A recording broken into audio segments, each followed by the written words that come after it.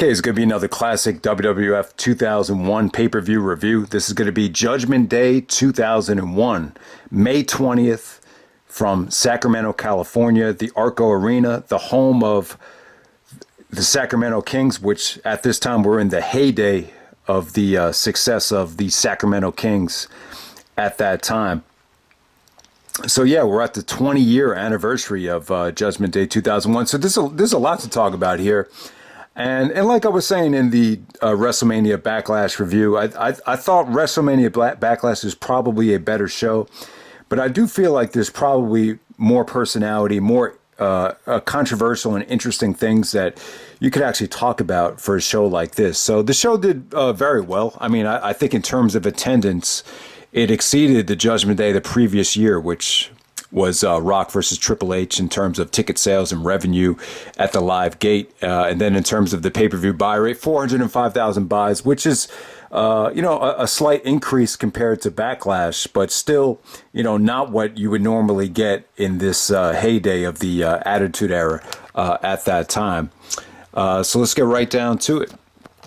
I have to say, the atmosphere, the Titantron setup, the theme music, that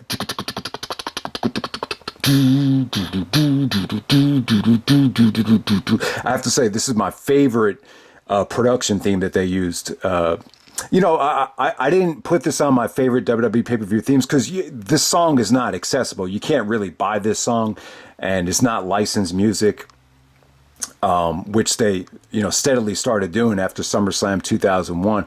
But, a lot of the pay-per-views at the beginning of 2001, I think Jim Johnston actually...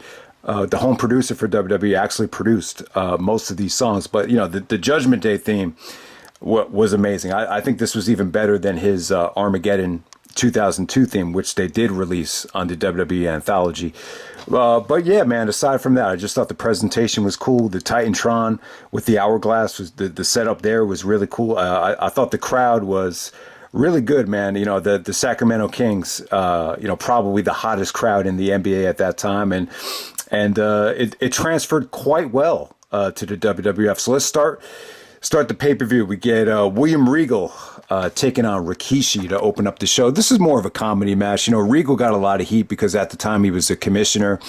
I believe the feud had started because of Stephanie McMahon. I guess Rikishi had finally come back as a babyface and did the stink face to Steph. And then, Regal wanted to get his revenge on Rikishi. This was a solid television match. I mean, obviously the highlight of the match was the facial expressions from Regal. Regal actually did get busted open the hard way from the steel step, so he was like bleeding from the nose before he actually hit Rikishi with a neck breaker to win the match. But, this was fine for what it was. Didn't really get, the typical time that you want your hot opener to get. But, you really kind of had to pace the show because of the 2 out of 3 falls match, which I'll talk about next. All right, so next up we have Kurt Angle taking on Chris Benoit in a 2 out of 3 fall match for Kurt Angle's Olympic gold medal. All right, so the first fall is pinfalls only. Second fall would be submissions. Third fall will be the ladder match. All right, so, this is coming, it's a good follow-up to the 3 stages of hell between, Triple H and Stone Cold, which worked out extremely well, which most people thought at that time, was probably the WWF match of the year. And, there's a lot to talk about here. In terms of the storyline, Benoit had defeated Kurt Angle at the Ultimate Submission match at Backlash. Which a lot of people did not like that match. It seems like the feedback was kind of mixed in the comments section. Now, Kurt Angle did a whole video about it with Conrad, and he did say that he thinks the reason why the fans really didn't react that well to it was because of there was no clock. There was no clock. There was no scoreboard. He simply thinks if you just, fix that problem, the match would have came off a lot better. And I definitely agree with that. I actually do like the match. I thought it was, very well done. But I could understand it if some people thought, the crowd kind of, wasn't reacting that well to a lot of it. And maybe, a half hour it's a little bit lengthy. especially at that time. So I could understand if some people, didn't like it. But then there's other people in the comment section that said it was their second favorite Angle Benoit match, which I would also disagree with. But, but yeah, in terms of this storyline right here, it was kind of sick. And this is probably one of those things. I didn't watch this on Peacock, but I don't know. I guess this could actually offend some people. So Benoit got pissed off at Angle for being a crybaby because Angle was like, he tapped at Backlash, but it was after the bell, so it didn't officially count. So Benoit actually stole Angle's gold medals, which they've done this in the past. I mean, they did it with Austin later on that year. But at that time, Benoit stole the gold medals, and, to mock Angle, he was keeping them in his crotch area, his pants, soiling them in genitalia is what Kurt Angle was, called it. And it was pretty sick, man. The highlight of the whole feud was when Angle actually got the medals back and they were in Benoit's nutsack. And then Angle actually kissed the medals. And then Benoit put him in the crossface. He started tapping and he had to relinquish the medals again.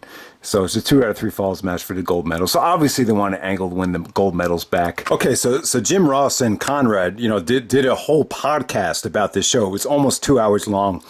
And as I was listening to it, I kind of regretted listening to it because Jim Ross is not rewatching these pay-per-views. For WrestleMania 17, or if you're going to do a video about Austin's walkout. I know Jim Ross is very close to Austin. So, yeah, those are much better videos. But, the problem with a show like this, Judgment Day, which, by the way, I feel like Judgment Day is one of my favorite pay-per-view names. And I'm thinking now when I look back on it, they probably went away with, some of these pay-per-views because of copyright issues. That's something to think about, too. But I love the name. But the problem is when Jim does these podcasts, I feel like it's just a quick way to make money. I don't think Jim Ross really sits back and watches these shows. Like during the video, he asked Conrad what the main event was, so that kind of lets you know that he's not rewatching these shows, and that leads me to believe that he doesn't remember that much about a lot of these matches, particularly the Angle Benoit match. Conrad starts reading him the stipulation, pinfall submission ladder, and he's just like, well, it sounds like it's too much. You have Angle and Benoit, just let them wrestle 2 out of 3 falls. And anyone that didn't trust Angle and Benoit to deliver 2 out of 3 falls, then there's something wrong with them. But, in most cases, I would agree. But in this situation right here, when you look back on it, the people were heavily invested in the feud with the gold medals. Really, it makes sense. It's an object you can hang above the ladder to grab it and actually make it work in a ladder match. And then at the same time, you're having Chris Benoit main event King of the Ring against the almighty Stone Cold Steve Austin. So you do want to protect Benoit. You don't want to have him get pinned by Angle again in the third fall. Plus, you have that whole Edge and Christian thing with the ladders and the ties to Kurt Angle, helping Kurt Angle out. And, Benoit was going to meet Edge and Christian in Tag Team Turmoil. So I thought the booking of this thing made a lot of sense and was just a lot of fun.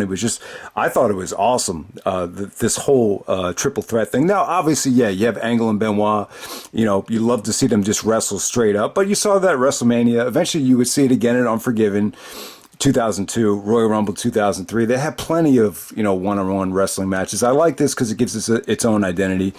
And, the whole Angle getting the medals back, it led to the whole thing with Shane McMahon, too, as Angle had his, gold medal reenactment the very next night on Raw, where he did the Angle Slam to Shane McMahon off the podium, which was awesome, and it started that great match with Shane, the feud with Shane. So yeah, I like what they did here. Now, is this my favorite Angle versus Benoit match? I wouldn't say it was, but it was still cool. I still thought it was a classic element of their whole rivalry right here.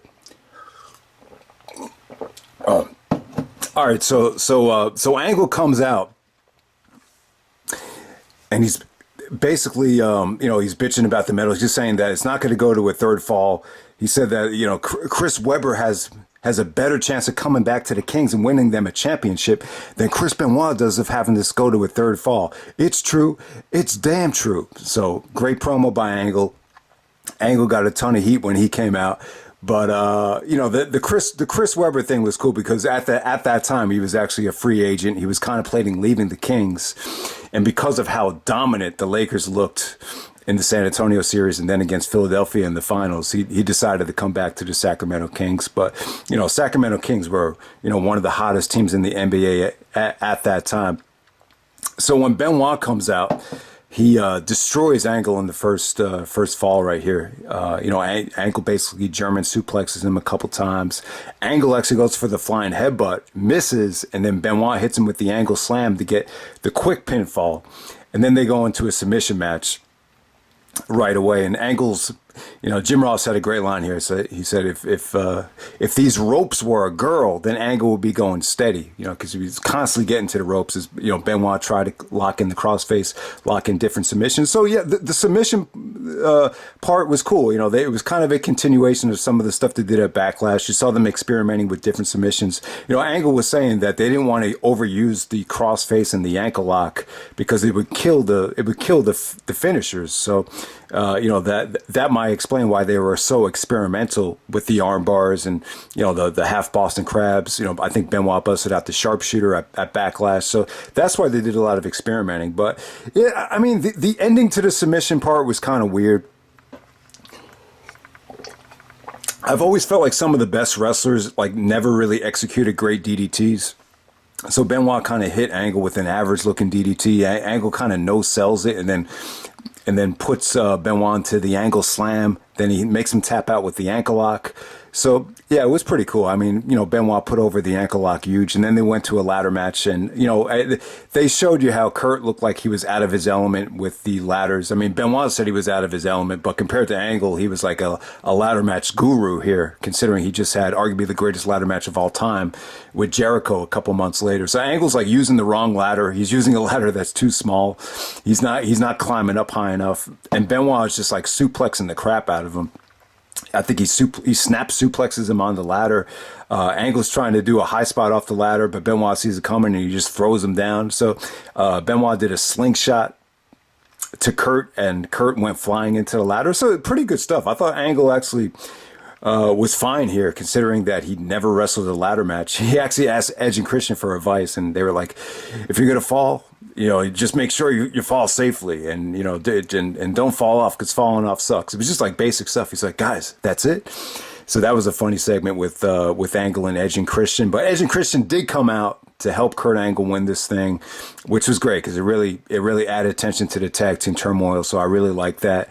And yeah, man, but yeah, it was a lot of fun. It was something different. Did Benoit really need Kurt Angle's gold medals? When you look at it from that standpoint, it's like, yeah, not really. But it was Kurt Angle winning the gold medals back. It was great for his character, and it really set up the same Shane McMahon feud really nicely. All right, so the next part of the show, I don't even have this listed here, but thank God I'm remembering it. So we have a very controversial issue with Jerry Lynn at WWF New York. He's the light heavyweight champion at the time. So he was actually on Backlash, but I think it was a Sunday Night Heat match, so they didn't even have him on the pay-per-view. So he's like, well, this light heavyweight title should be defended at that pay-per-view. And then for some reason, he singles out JR. He's like, is my promo good enough for you, JR? Is that good enough for you, JR? Because if I was there, I'd give a whole new meaning to the words, Judgment Day. And then Paul Heyman's like, that was pretty cool. And then JR's like, oh, what's JR got to do with it? But I don't know. I don't know what happened there. It would have been cool. They should have kept Jerry Lynn on the roster. Rob Van Dam was going to join him a couple months later. They were actually in talks with RVD at this time. So, but yeah, man, Jerry Lynn, I mean, he goes from, at the last ECW pay-per-view, he goes from saying he's never wrestling on an ECW pay-per-view again unless it's the main event, to not even being able to make it onto Judgment Day. So that just shows you the differences of opinion between, different talents in the wrestling industry. It's very interesting when you look back at that whole Jerry Lynn thing. But yeah, I guess that was it for Jerry Lynn. All right, so the next up we have the worst match of the night. I think you have Rhyno defending the Hardcore Championship against the Big Show and Test. This was kind of a mess right here.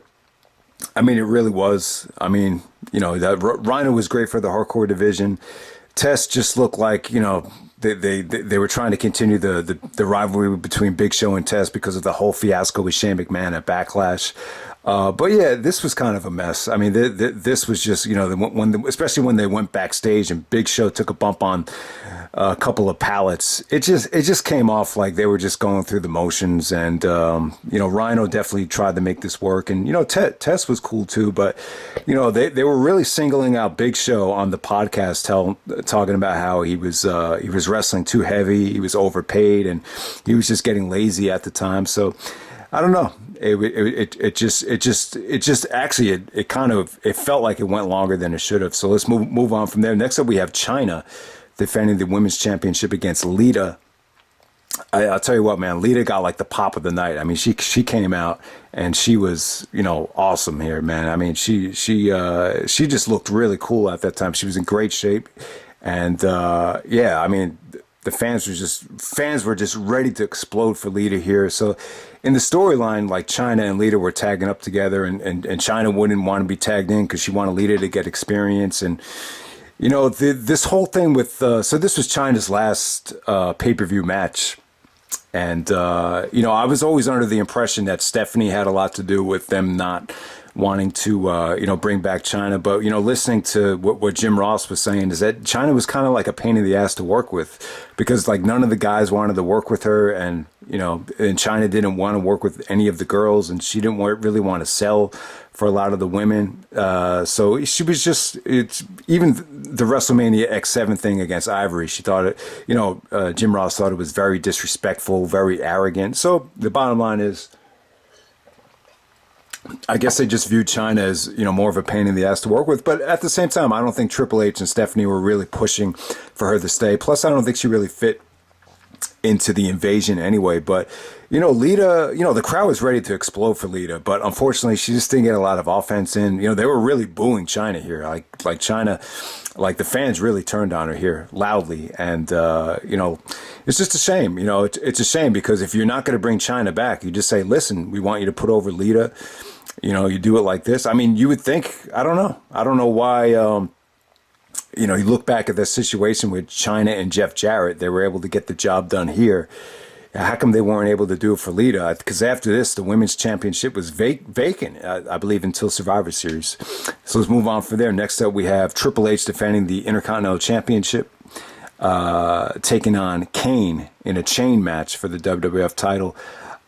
So yeah, man, obviously the two-man power trip, Triple H and Stone Cold joined forces against the Undertaker and Kane. And, good stuff right here. Kane in 2001 had a lot of momentum, as we obviously know. Triple H and Steph at the time,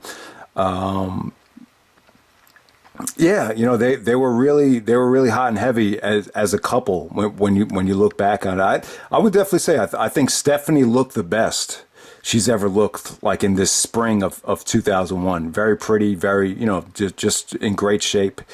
And, I would say this about, so Triple H tore his quad the very next night. And this match, a lot of times when you look back at this match with Kane, you compare, this match to some of Triple H's work when he came back, and you could just notice the difference. Like, Triple H was just moving so much better back then. He bumped for Kane like a bitch here. I mean, he was selling for Kane. He got, the Kane actually tugged on the chain. The steel chair went right into Triple H's face. He got cut open the hard way. So, really, what Triple H reminded me of, he looked like a new age version of Ric Flair with like a superhero physique. That's kind of how he wrestled this match. Like, Kane was giving him the Flair bump off the barricade. He was taking backdrops for Kane. Kane did some great counters to their pedigree. I thought this was good. I really feel like this is one of Kane's best matches. It only went about 12 minutes long, but I feel like the match is really underrated. The finish did not come off good. Basically, Austin comes out, tries to help Triple H, and he hits he basically misses Kane. Kane doesn't even duck, and he just clocks Triple H right in the face. And Kane gets the pinfall, becomes the new Intercontinental Champion. I just feel with this match right here, you really got the sense, especially this whole pay-per-view, you really got the sense that they were really building up, were building up the babyface turn for Triple H and the split with Austin. Like, really, it really felt like they were really going to go with Triple H and Austin at WrestleMania 18, even when like Triple H was out with the injury, you know, because after they lost the tag team titles the next night, Austin blamed it on Triple H being selfish. So yeah, I mean that was obviously the direction they were going, but because Jericho tore the quad with the whole Walls of Jericho thing, they decided to go with Jericho. So I always felt like when Triple H was out with the injury, it was either going to be Austin or Jericho, because they were slowly, taking jabs at each other, noticeably, during that whole time Triple H was out. But yeah, I mean, some extra thoughts about this match with Kane. I just felt like it was like an old school NWA match. I definitely think it had that feel to it. I think that's where Triple H was inspired from. And yeah, man, just good stuff. Triple H moved great. I thought Kane was really good. Jim Ross was saying that, maybe the fans really weren't, ready to embrace Kane as a babyface, but I would disagree with that. I thought Kane was extremely over here. And yeah, it was just great stuff. Okay, so next up you had one of the highlights of the show. We had a tag team turmoil match to determine the number one contenders for the tag team titles. They would get the title shot the very next night on Raw. Great matchup right here. So you had the APA, you had the Radicalz. The Radicalz were Perry Saturn and Dean Malenko. You also had the Dudley Boyz. You had the X Factor featuring X-Pac and Just Incredible. You also had the Hardy Boys. You had Edge and Christian. And you had Chris Jericho with a surprise opponent. Yeah, Jericho did some, Sunday Night Heat interviews, and he said, well, I'm not going to let the cat out of the bag and tell you my surprise opponent right now. All I can say about him is that he's a real party animal. And for Junior and Jerky, it's go time. Talking about Edge and Christian. I love that promo, Junior and Jerky. I wonder where he got that from. But hey, man, yeah, you had a lot of talent in this match. A lot of the great tag teams from that era, they were all in this match. Start off with the APA, easily eliminate, Perry Saturn and Dean Malenko. Terry was actually out there. I have to say that might be the most revealing Terry ever was. But yeah, Terry was really hot. I really do like her. But yeah, they got eliminated pretty quickly. Dean wasn't really able to show any of his expertise as a wrestler. The Dudleys were incredibly over. Tons of "We Want Table" chants. The Dudleys were monumentally over. So were the Hardys. But to tell you the truth, like, Just Incredible and X-Pac really controlled the bulk of this match. They really needed a solid heel stable to really carry this match. So Prince Albert, A-Train, whatever you want to call him on the outside, really, paid dividends for them. And they actually upset the Hardy Boys with Just Incredible getting a super kick, after, Albert gave them the assist. But, the Hardys were really over, man. But, Jeff was just flying all over the place. But, X-Pac got great heat. But, him and Just Incredible, they went over the APA, the Dudleys, and the Hardys. And then Jericho comes out with his surprise opponent. And then he kind of points to the mystery partner. And then Benoit shows up, and Paul Heyman goes like, "Oh man, it's Benoit." I love that. And those are the type of things you couldn't get when Jerry Lawler was there. That passion, that energy that, obviously Paul Heyman has a tremendous amount of respect for Chris Benoit. And it was cool, man, to see all the wars that Benoit and Jericho went through. And, they really built Benoit up as a great babyface in the 2 out of 3 falls match with Angle. To see him get screwed by Edge and Christian, it just made total sense here. So, yeah, I mean, good stuff, man. The Jericho and Benoit did some really nice double team suplexes to neutralize Albert. I thought that came off great. Jericho got the fall here with the Walls of Jericho. I believe it was on Just Incredible. But there was one spot in the match where there was an Irish whip, and Jericho was going to miss and clock Kyoto. And you can clearly see Jericho say to Kyoto, "You ready, Mike? You ready, Mike?" You know what? For a match like this, though, it's so long, and you're working with so many different personalities. I would say it's great leadership by Jericho. I know some people don't like it when, you call spots. There's a term that people use, Cena level of calling spots. But I just think, you could argue that it's great leadership as well. Obviously, you want things to go right. If you can communicate without the cameras, being right up in your face, I say, try to go for it. And that was one of the things that was very noticeable with the Angle and Benoit matches, because they were so long at Backlash and Judgment Day. You did hear, Angle kind of, whispering to Benoit about, what's coming up next, because, it's a lot to remember. So, but then Edge and Christian come out. They're trying to do concertos. Edge actually does the spear a couple times. But yeah, just great stuff here, man. There were some hot tags. There was a lot of great selling from Benoit here. Benoit actually wrestles 5 falls on this show. He actually makes Christian tap out to the crippler crossface. Benoit and Jericho get the feel-good victory, and they get the title shot the next night. Benoit wrestled his ass off. I mean, I think Paul Heyman said that Triple H was the MVP of the show because of, because he played a huge role in the assist to get Austin to retain. But the real life MVP of the show was Chris Benoit. I mean, basically, he had 5 different matches in one show, and 2 out of 3 falls, including one of them being a ladder match. So, yeah, Benoit had an incredibly memorable night for him, and it really did. It really set the tone with this whole Benoit and Jericho push. You saw great singles matches with them in Austin. You saw the great tag team victory the very next night. And ultimately, it all led to the triple threat match at the King of the Ring 2001. So, yeah, this might have been like my favorite month of WWE, this whole Benoit and Jericho push. Obviously the Kane and Undertaker thing was kind of poorly received, kind of, it got mixed reaction just in terms of, the matches and the buy rates with, Kane and Undertaker being in the main event here. But yeah, I thought the Benoit and Jericho thing, it really got my brother excited too.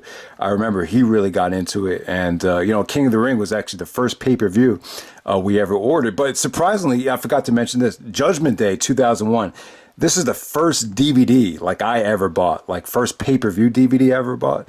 A lot of the rest of them were VHS or cassette tapes, or VHS tapes. But yeah, I just remember how expensive they were. This was like $24.99 at Suncoast. This is before like you could get them at Walmart for like $14.96. Yeah, I started doing that in like 2005, but early 2000s, I just remember it was so fucking hard to get these pay-per-views on DVD because they were just so expensive. I'm not sure if Walmart sold them at a reduced price or not. Someone would have to let me know about that. But yeah, let's just move on to the main event. We have a no-holds-barred match for the WWF Championship. We got Stone Cold Steve Austin defending the belt against The Undertaker. So Undertaker's going to get the shot at Judgment Day. Regal actually made this a not 2 out of 3 fall, but a no-holds-barred match.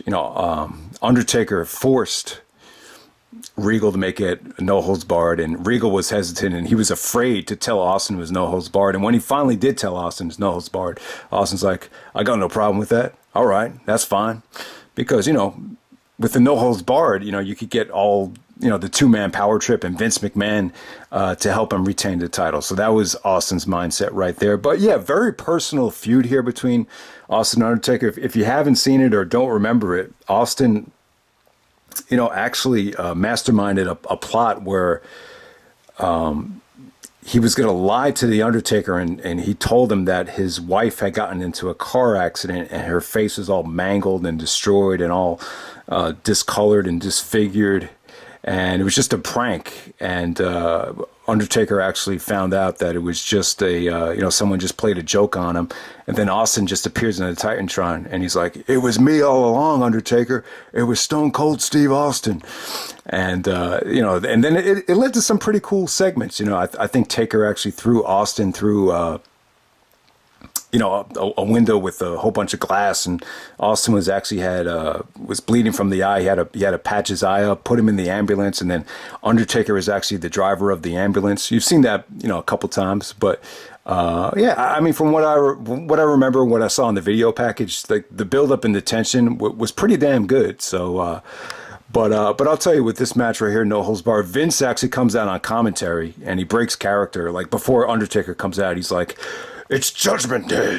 It seemed like Vince was a little bit motivated because I think the XFL had just went under, and I think he really wanted this pay-per-view to be a success. But yeah, man, between Austin and Undertaker, I would actually say this is probably one of their better matches. Like if it wasn't for the finish. And I understand with the finish, there was some issues with the truck where they went to the wrong angle. I mean, I'm watching it back on DVD here, so you could always edit it back up and go back to the exact right angle with the finish. But in terms of Austin, this was just more of a brawl. This was just them just brawling all over the place. Classic Undertaker and Austin. And I'm surprised at how many people, and Jim Ross even stated that Austin and Undertaker did not have the best of chemistry, and they'd be the first ones to agree about that. I mean, I guess they don't. I know some people were very lukewarm on their Backlash match and a lot of their other matches. I think the problem is with Taker. He really needs to be in there with a more athletic guy sometimes. And I think with Austin, he's more of a brawler. He really can't get guys up off their feet. And, maybe that's the problem. Maybe Taker just needs to be in there with someone that's a little bit more agile. Because Taker's probably the better athlete when you look at it. So it just makes for a weird combination. I never thought the stunner looked clean on Undertaker. It always looked very awkward to get a guy that big down for the stunner. So, I think all those things had a lot to do with it. Their SummerSlam 1998 match was probably their most promoted match and most talked about match. But even Austin got a concussion there. So, that match isn't that positively received amongst experts and some of the fans as well. But, this was good. They're both healthy here. Austin was definitely getting in great shape at this time. I like this match because Austin was really getting to showcase his old school style as a heel, really working over body parts, really mocking the crowd. Really, he got a lot of great heat here. I mean, there's lots of steel chair shots, just lots of, the Luthez press, great facial expressions, just the, that paranoid rattlesnake look. He got asshole chants, but there is also like Austin chants. So, great brawl. Undertaker did a choke slam through the table. The Austin would never take the last ride because of his neck, so there wasn't like a lot of serious bumping from him. But yeah, I mean, Austin did hit the stunner, but when Taker kicked out, it kind of came off like it was going to be a predictable kick out. It wasn't like The Rock of WrestleMania X7 where the execution of it was just really flawless, leading into it. This had more of a predictable and methodical setup here. But, it ended up just being chaos. Triple H came out. Vince came out, took a chair shot.